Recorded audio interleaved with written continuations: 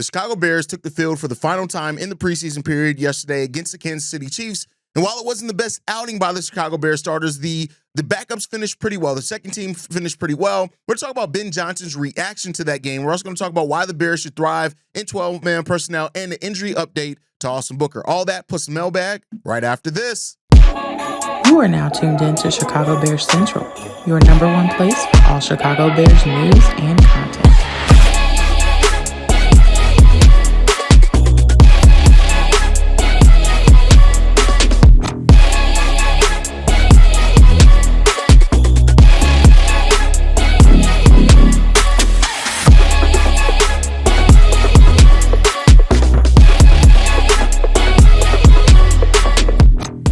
What's going on, Bears fans? Welcome to another episode of Chicago Bears Central, your number one spot for everything Chicago Bears related. I'm the host there, Hayes, but more importantly, you guys can follow the channel at Chi Bears Central on every social media platform we happen to be on. With that said, let's go and get into the content for today, y'all. And Ben Johnson was not the happiest with the way that the starters played in yesterday's game against the Kansas City Chiefs.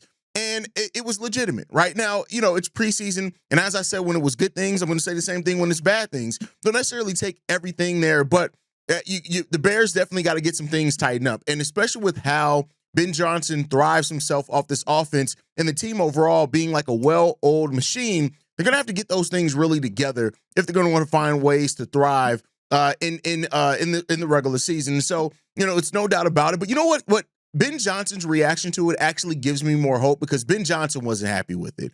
And Matt Eberflus, not to compare the two, he would have had a very political response to it. Ben Johnson was quite obvious in the fact that they played sloppy, they didn't look good, and he wasn't happy with the execution. Now he has to go out there and hold them to that standard of what they're going to want to do and how they're going to want to figure it out there. And so we'll see how that works out for the Chicago Bears, and you know, if they can get this thing together, because if they can, there's tons of talent on the offensive side of the ball and on the defensive side of the ball for that matter. There's a lot of reasons to believe that this team, with the proper preparation, can be really good this season. Now, how far can really good get them? That's going to remain to be seen on how good the rest of the NFC is, how they match up against teams, how they fight on their division in the NFC North. But that's why they play the games. And this is going to be a season that's really going to be very telling and interesting how things work out. Of course, if Caleb Williams does come out with struggle, you're going to have your segment of the Bears fans are going to call for Tyson Bagent to start, especially with how solid Tyson Bagent finished last game. Again, I don't necessarily agree with everything that Bears fans say and think in regards to Tyson Bagent, but I can understand what it's rooted in. And understandings and agreements are two very different things, and I can understand where some of that's rooted in. And we'll see how it goes over the course of the season. I expect some calamity. I expect some craziness from Bears fans, because we're Bears fans, and that kind of comes with the territory. No surprise there when it's all said and done. Now, it does seem that Braxton Jones is going to be the starting left tackle for this team, and it is what it is. Braxton Jones, if you're looking at the performance, what it came down to, Braxton performed pretty well. Now, there were some things that Braxton has always done, and the bull rush is always going to be the thing you're concerned with Braxton Jones being there. But I said this even at the start of the thing. I'm going to trust what Dan Rouchard comes out of this. And with having better veterans in the interior offensive line for the Chicago Bears, you know, we'll see what Braxton Jones get there. But Dan Rouchard is the guy that I'm putting all my trust in. If he evaluated this, and he did, and that's what he came away with from this, is that Braxton Jones is going to be the starter, I'm going to rock with it. And, you know, we're going to talk about it and see how it goes over the course of the season. But it is what it is. Like, if that's the guy that they're betting on, that's the guy that they're betting on. Audrey Trapillo had a shot. Kieran Amagaje had their shot. Theo Benedict had their shot. And if Braxton Jones is still the last man standing after all of that, holding on to that left tackle position, so be it. And we're going to see what comes out of that over the course of the season, how Braxton can also develop. Listen, we've seen guys like Tyler Scott look good at times. We've seen guys like Noah Sewell, who was a complete afterthought, really step up and, you know, play pretty well, in the sense that now we can see why he's going to be that third linebacker. Tremaine Edmonds, so far through what we've seen, small sample size, looks better under Dennis Allen. Why can't that happen on the offensive line? So I'm gonna maintain optimism. I'm not saying that it's this blind thing that I have where, like, oh my God, yeah, Braxton's gonna be so good. No, I still have some questions. I still have some concerns. But guess what? In fairness, I would have that about anybody who would have won that position. No matter how good Ozzie Trapillo looked or did not look as a rookie, I was gonna have questions coming in that. Theo Benedict, undrafted free agent that was signed last year, now going into his second year after the first year was a wash. Would have had some concerns there. Karen Amagaje, how raw he was, would have had some concerns there. And I feel a little bit more confident in the fact that I feel so good about what we're going to have in the interior offensive line for the Chicago Bears this year. And now we get to see how that all is going to be able to shake out. And so we'll see what happens with that one. But overall, if that's what they've come out with, Ben Johnson, Dan Rouchard, Declan Doyle, I'm going to rock with it. I said it at the beginning of this period when we brought in this coaching staff. This coaching staff has earned my trust. And I can't only maintain my trust when they do things that I think that they should be doing, or if they do stuff that I don't have some questions about. No, I have some of my questions about how Braxton's going to perform as a left tackle, but I'm going to rock with it because I put my trust in this coaching staff, and we'll see what's going to come out of it. Another thing, though, I think one thing that has been made evident, and a lot of people are talking about, is that the 12-man personnel for the Chicago Bears, and we knew this coming in. You know, I've been saying it. Bobby has said it. There have been other outlets that have said it. The 12-man personnel is going to be kind of the gap between how creative we can get and also playing safe, in the sense of making it simple for Caleb Williams so that he can build that confidence, build that familiarity with the players. I think the 12-man personnel set is going to be a huge part of that. And I think they're going to get that together. But, you know, Cole Kmet, you know, who said that he was initially taken aback by the drafting of Colston Loveland, cool. Like, now the Bears have a legitimate weapon there. And we got to see how well they're going to use it. Got to see how well Caleb's going to be able to use that personnel. And when all that's said and done, we'll come out with it. Like, the 12-man personnel is something that, you know, Ben Johnson even looked at and uses his time. He used that a lot in Detroit. And I don't think it's going to be used in the exact same way, but he is bringing that over here. And so it should be no surprise in that. He went out and got a guy in the draft that helps fit that. And Cole Kmet now also realizing something that he's excited to be a part of as well in this 12-man personnel. And it is because, hey, Cole Kmet's done a lot of losing. We've talked about Jalen Johnson and how much losing he's done and how he talked about being frustrated by it. Cole Kmet's done a lot of losing, had a lot of different offensive coordinators in here, some better than others, those type of things. And so we find something that can find and give the Bears a base. And that's really what it's about, especially as the offense is still establishing itself and its chemistry, is find that formation that can be your base. Find that formation that you feel pretty confident more times than not when we go to this, we can get something good out of that. And that's what the 12-man personnel is probably going to be for the Chicago Bears this year. And, you know, that also helps Caleb coming out of being under center a little bit more. And, you know, we open up the playbook a little bit more from that. And so do not be surprised if at the start of the season we see a disproportionate amount of 12-man personnel. And that's just to get everybody on the same page, to get everything simplified. And then we're going to build off of that, get more creative off of that, force defenses to react off of that. Hopefully, that's the hope, right? That doesn't mean it's going to necessarily happen, but that, of course, is the hope. That's what you're doing with what you're trying to see here and what you're trying to build here. And we'll see if Ben Johnson, Caleb Williams, and the offensive line and the skill position players that we have here on this offense can make it work like it looked like it will on paper. Again, look like it will on paper. We'll see if that actually comes into fruition for the Bears. Now, we did get an injury update on Austin Booker, who's had himself a really good preseason overall. And unfortunately, it's not the best.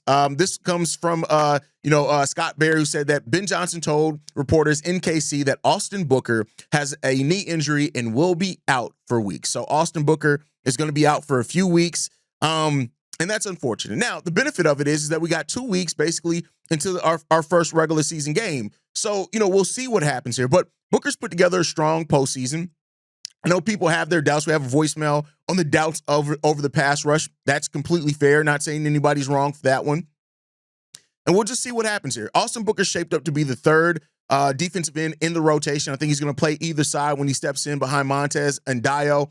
And I'm not mad at that. So, you know, we'll see. If the Bears do end up putting him on the injured reserve, and that means he'll be out for the first 4 weeks, it will free up a roster spot for the Bears maybe to keep somebody else. And that's going to be telling about how much the few weeks is going to be for the Bears. Are they expecting to be 2? Are they expecting to be 3? Are they expecting to be more than that? So if he ends up being put on IR, that means automatically he's going to miss the first 4 weeks of the season.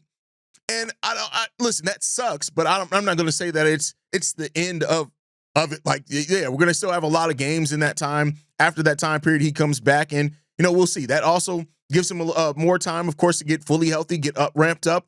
And the benefit of it is that what Austin Booker is going to be asked to do is really play to his strengths. So he knows the playbook. He knows the formations that Dennis Allen and the combinations that he likes to use on that offensive line.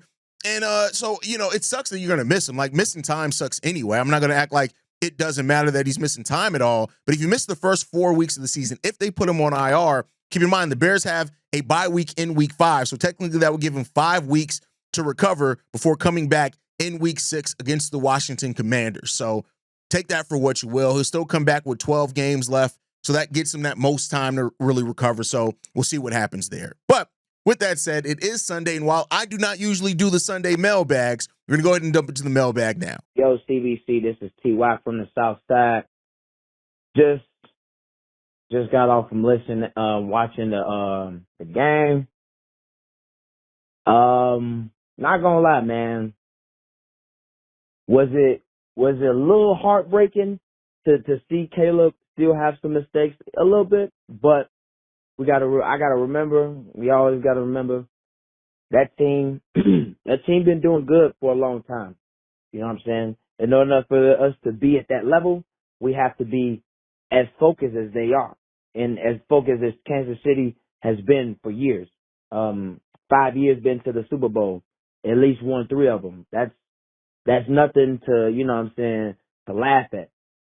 So what that showed me is, 1, we needed to get our asses kicked.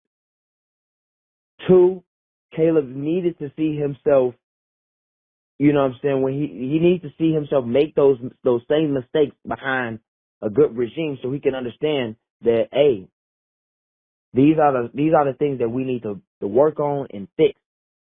You know what I'm saying? And I'm pretty sure, like I said, Ben Johnson is gonna help him, you know what I'm saying, smoothing those wrinkles out.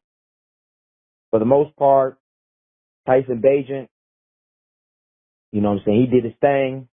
Congrats on him with the extension. I'm never gonna be mad at somebody who making their money and somebody who really is dedicated to this football team and want to see this team, you know what I'm saying, thrive. But yeah, I just really hope that Caleb learns from this. He takes all the right things from this situation, and I believe that the Chicago Bears is gonna build off from this situation, gonna learn from this situation, and you know what I'm saying, gonna take this to new heights. You know what I'm saying? That's something that we needed. That's really something that we needed. We needed that. So yeah. Oh, side note, real quick, before I go, DeAndre Swift, man, I ain't gonna lie, he looked good. Whenever he was getting the ball and he hit the hole, the man fell forward. I was pleased about that. I wasn't too mad about it. Doesn't really matter if it was like for a couple yards or for 4 yards. He still fell forward. So, like I said, I still got huge hope, high hopes, and all for this team. So you already know, man. It's Chicago up, bear down. TY.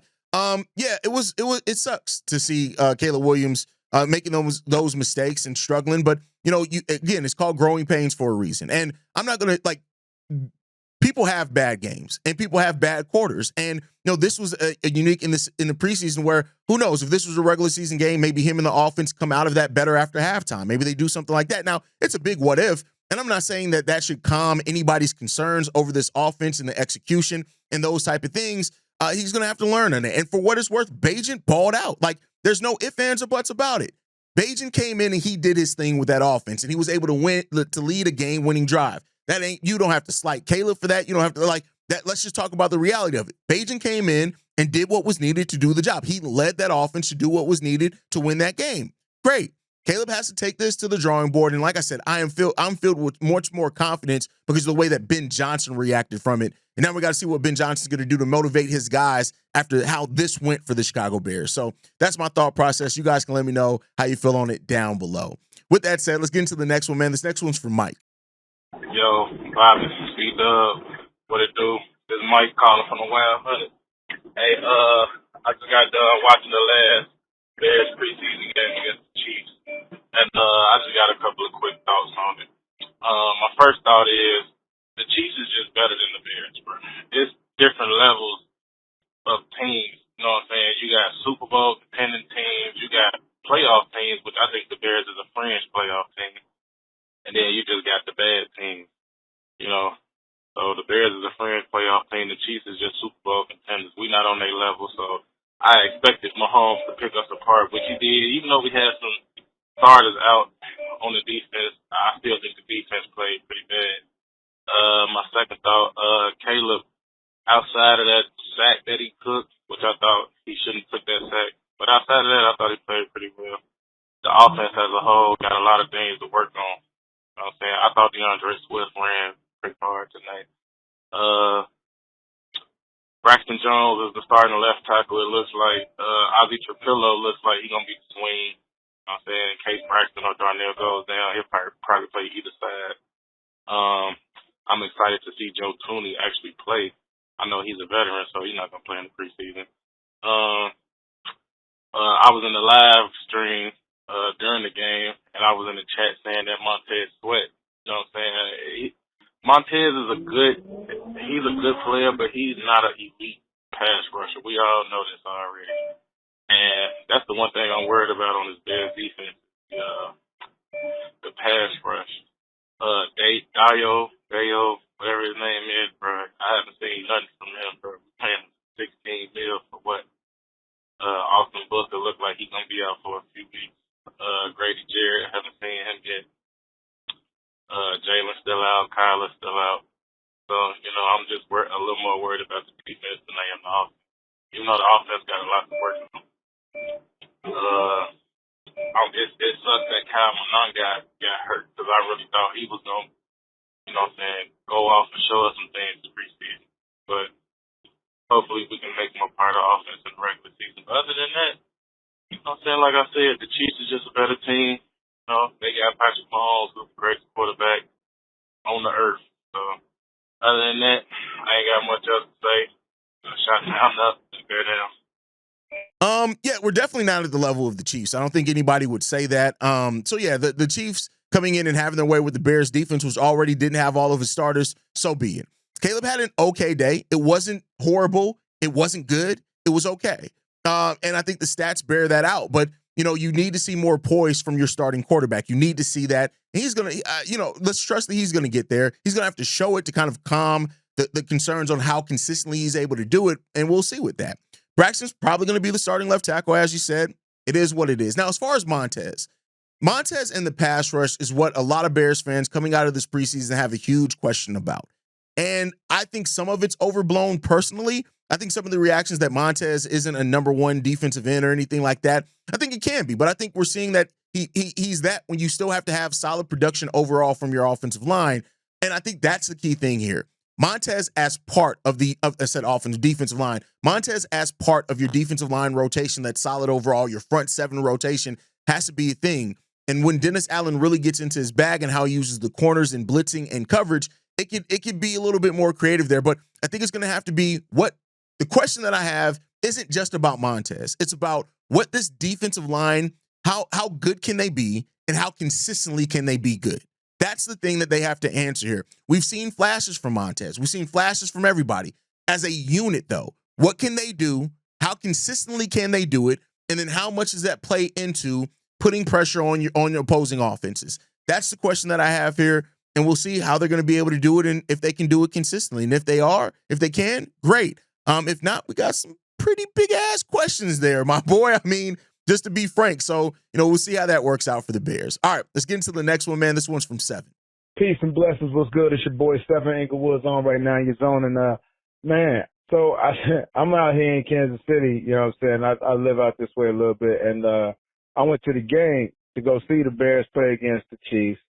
And now, I'm not one of them ones who's like all caught up on, oh, look at how well the Bears did against the Bills. That means they're going to the Super Bowl. I ain't one of them goofies like that at all.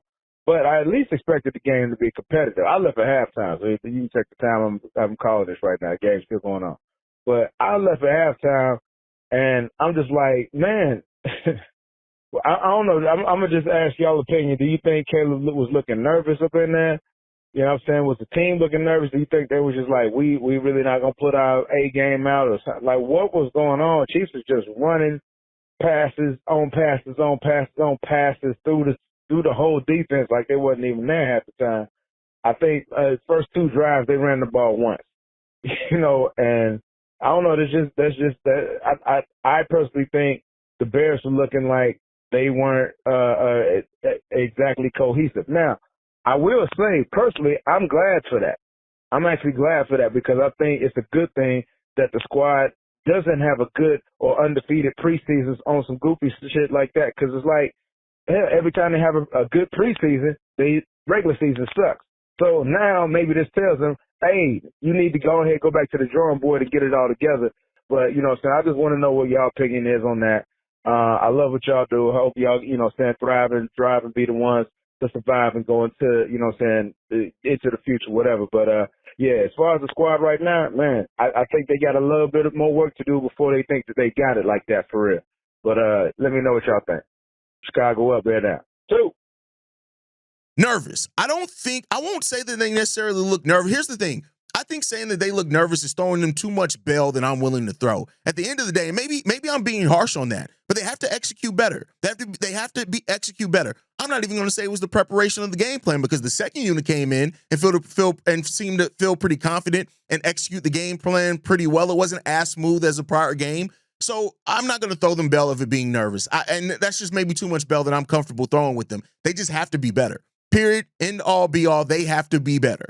And let's see if they can do that consistently. And it is a chance to grow. And Ben Johnson's going to be on their ass about using this as a chance to grow. And that's the thing that I'm excited about having with this team. So, yeah, they got a lot that they need to do. They have a lot that they need to grow from. And this is an opportunity for them to really realize, hey, if they got too big for their britches after that game against the Bills, this is the wake-up call that they needed. Get your shit together because the regular season is around the corner and you're about to get punched in the mouth consistently.